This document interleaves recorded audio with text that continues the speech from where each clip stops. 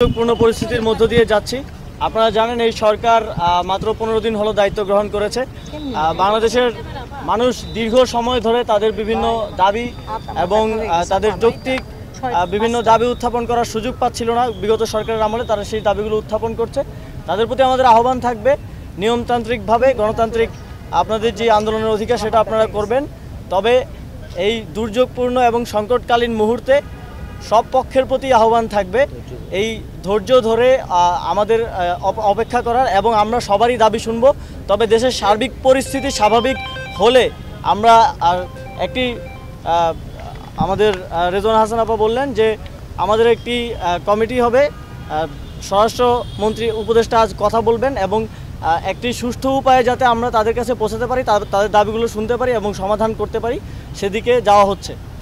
এবং একই সাথে এই দুর্যোগপূর্ণ মুহূর্তে দেশের সকল পক্ষকে ঠিক যেভাবে আমরা গণঅভ্যুত্থানে একটি জাতীয় ঐক্য গড়ে উঠেছিল সেই জাতীয় ঐক্যের আহ্বান আমরা সরকারের পক্ষ থেকে করছি। সকল পক্ষকে এগিয়ে আসতে হবে এবং এই যে বাঁধ খুলে দেওয়া হয়েছে এটির মাধ্যমে ভারত অমানবিকতার পরিচয় দিয়েছে এবং বাংলাদেশের সাথে অসহযোগিতা করছে।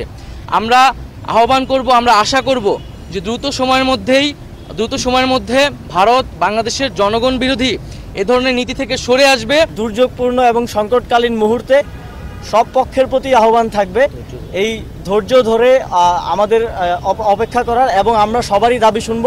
দেশের সকলকে আহ্বান জানাচ্ছি যে দেশে যে বন্যা পরিস্থিতি সেই পরিস্থিতি মোকাবেলায় আমাদেরকে ঐক্যবদ্ধভাবে কাজ করতে হবে।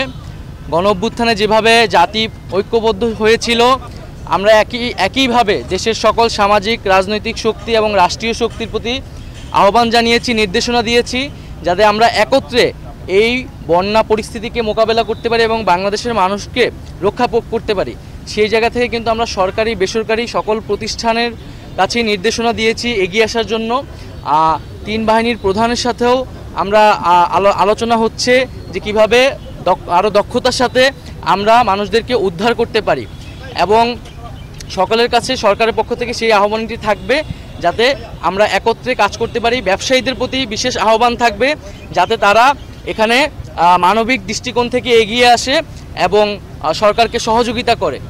দ্বিতীয় আরেকটি বিষয় হচ্ছে যে আমরা দেখতে পাচ্ছি যে উজানের পানি বাংলাদেশে ধেয়ে সেই বন্যা পরিস্থিতি তৈরি করছে এবং কোনো ধরনের আগাম সতর্কতা এবং প্রস্তুতি নেবার সুযোগ না দিয়েই এই যে বাঁধ খুলে দেওয়া হয়েছে এটির মাধ্যমে ভারত অমানবিকতার পরিচয় দিয়েছে এবং বাংলাদেশের সাথে অসহযোগিতা করছে।